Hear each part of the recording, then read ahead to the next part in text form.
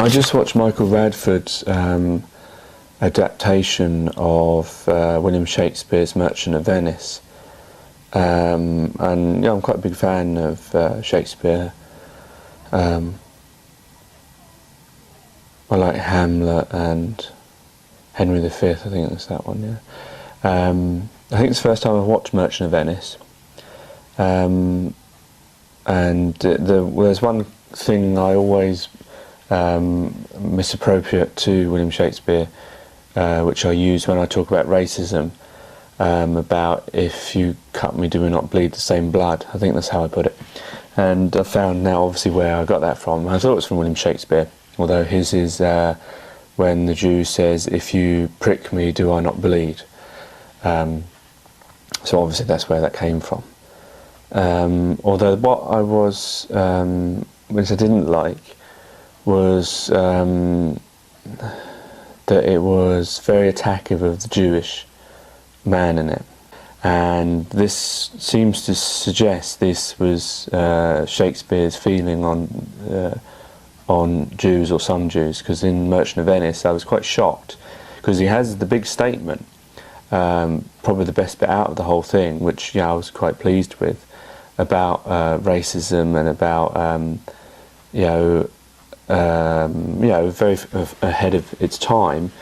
It's nice to see it in today's stuff, where the Jewish man says about when they're talking, the first time they talk about taking the pound of flesh, he says that if Christians take revenge, then I can take revenge. He's paralleling it, showing that what you do, I can do.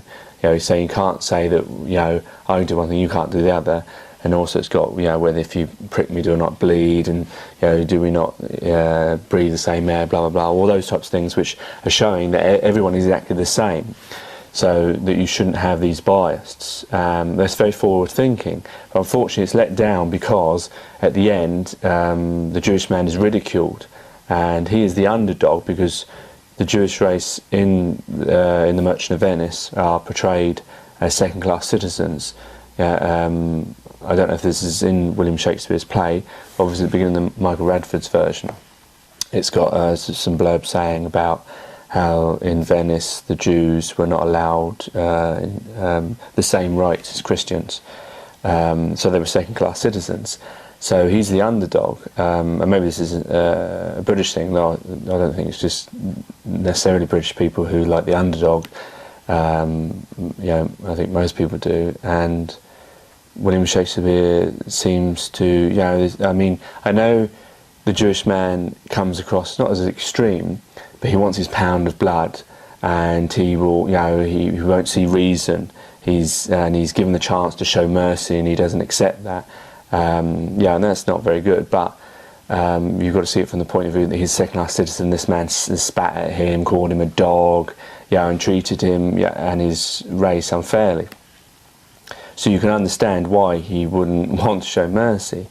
But then Shakespeare, when the woman addresses the doctor,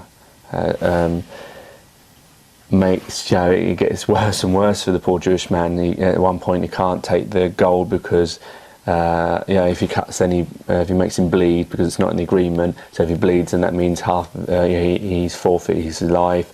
And then if he doesn't do the deal, then he forfeits half of his money, and etc. etc.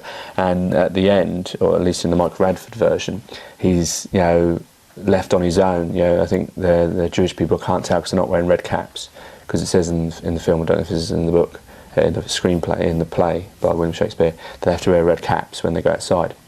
But so they're all going to a building, and the Jewish man, who's played by Al Pacino in this version, is left on his own. So there's no mercy for him shown by William Shakespeare, even though he gave him that brilliant speech about if you prick me, do I not bleed, and about showing equality. The Jewish man was given by William Shakespeare the speech about equality, and yet we know that the Jewish man isn't living in equality, because we're told by the story and how he's treating school a dog and how they're not allowed the same rights as Christians. And yet, yes, although he does ask for, he doesn't show mercy and he's, a bit extreme, all of that disappears, and then he's left even worse off through Shakespeare, through the play, than he was at the beginning, even though he's given him those great lines about equality. So I was a bit disappointed that Shakespeare followed that route. Maybe it was, back in the days when he wrote these plays, it might have been acceptable to use Jewish people as a target of ridicule and easy characterizations. It's a shame he didn't have the strength to go against his time, which he did on other occasions. What he did with that equality speech, I mean, that would have been quite a big thing, but it means nothing when when you see the trial scene and the Jewish man is left ridiculed, even begging on the floor, and then you get the judge who shows mercy on the basis of the state, who's obviously the Christian, and then Jeremy Irons, who's playing the man who's done the bond with the Jewish man, Antonio, he shows mercy on him to not take away his funds. So, it's a shame that wasn't addressed more, because he's talking about, not because it's Christian and Jewish, because I'm not sure what Shakespeare was meant to be. I don't know if he claimed to be any religion. Have not to do eyes, have not to do hands, organs, dimensions, senses, affections, passions, fed with the same food, hurt with the same weapons, subject to the same diseases, healed by the same means, warmed and cooled by the same winter and summer as Christians is. If you prick us, do we not bleed? If you tickle us, do we not laugh? If you poison us, do we not die? And if you wrong us, shall we not revenge? If we are like you in the rest, we resemble you in that. If a Jew wrong a Christian, what is his humility? Revenge. If a Christian wrong a Jew, what should his sufferance be by a Christian example? Why, revenge. The villainy you teach me, I will execute, and it shall go hard, but I will better the instruction. And for someone who's writing about morality, I don't know whether Shakespeare did or not, maybe I'm talking about myself because I write about morality, that strikes me as missing, and that I didn't like.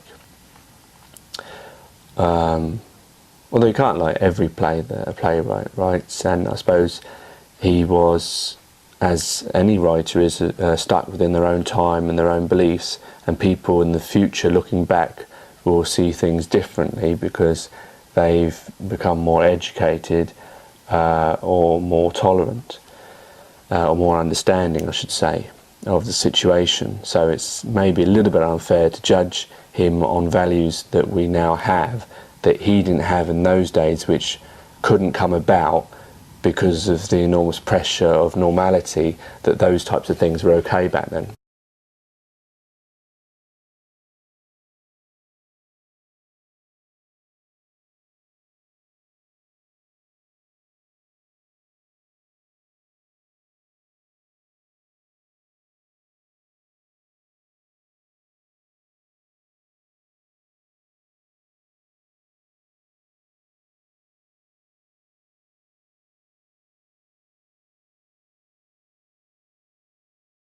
As far as the playwright and the play is concerned, it was okay for the Jewish man and the Jewish nation to be second-class citizens by the Christians, because it's never addressed.